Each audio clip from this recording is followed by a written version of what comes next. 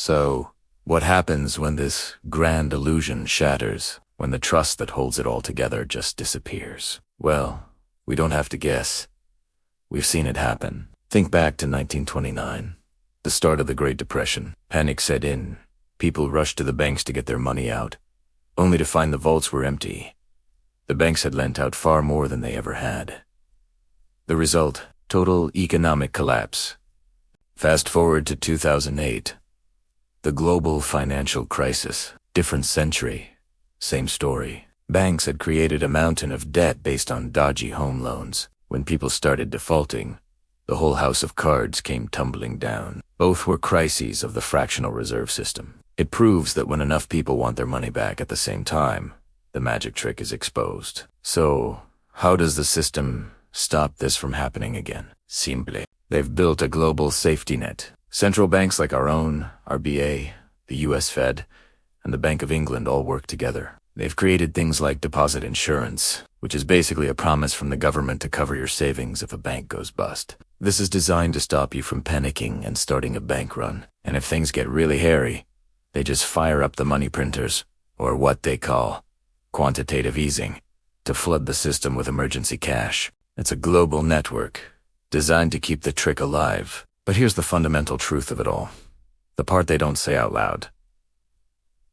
The system needs you to be in debt. If everyone suddenly paid off their loans and stopped borrowing, the creation of new money would grind to a halt, the economy would shrink, and the whole system would seize up. They don't want you out of debt.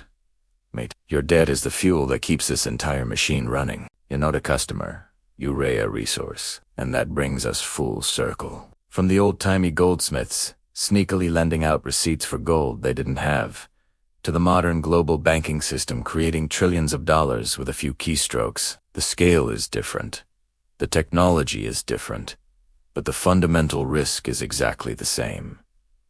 The pattern repeats. The lie told by the goldsmith is the same lie being told today, just on a planetary scale. So, the next logical question is, how does this relentless money creation directly impact the cash in your pocket? It creates a hidden tax that bleeds you dry, and it's called inflation. See, when banks create more and more money out of thin air to fund loans, you have more dollars chasing the same amount of goods and services. Your steak dinner doesn't suddenly get bigger, but now there are twice as many dollars wanting to buy it. The price naturally goes up.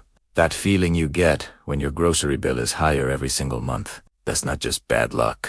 That is the direct consequence of the banking system devaluing your savings. Every loan they create makes your money worth a little bit less. And how do the banks get rich from all this? It's a beautifully simple model. They create money out of nothing, and then charge you interest on it. Think about that. They lend you money that they don't have, and you spend the next 30 years of your life working to pay it back to them, with interest. The difference between the interest they charge you and the near-zero cost of creating that money is called the interest rate spread, and it's pure profit. On top of that, they sting you with account fees, transaction fees, and late fees. It's a license to print money, literally. Now, let's bring it home. How does this play out right here in Australia? Just look at the housing market. Our property bubble is a textbook example of fractional reserve lending gone wild. Banks have been creating money at a furious pace to hand out bigger and bigger mortgages.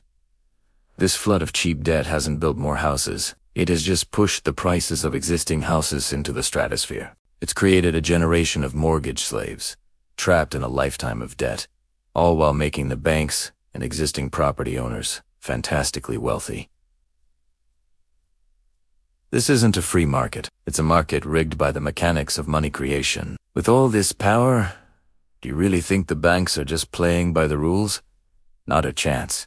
They spend billions of dollars on lobbying politicians to make sure the regulations are written in their favor. It's called regulatory capture. The government bodies that are supposed to be supervising the banks are often staffed by experts, and the politicians making the laws are heavily reliant on donations from the financial sector. This creates a system where the banks essentially regulate themselves, ensuring the game is always tilted in their favor. They have the power to influence politics and shape the economy for their own benefit, not yours. So, what about our own Reserve Bank of Australia?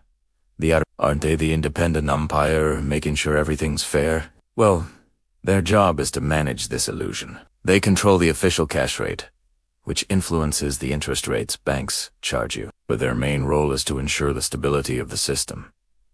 That doesn't mean protecting you. It means protecting the banks. When a crisis hits, their first priority is to provide liquidity, that emergency cash we talked about, to make sure the banks don't fall over. They are the ultimate backstop, the magicians in chief, making sure the audience never sees behind the curtain. This forces us to ask a really important question.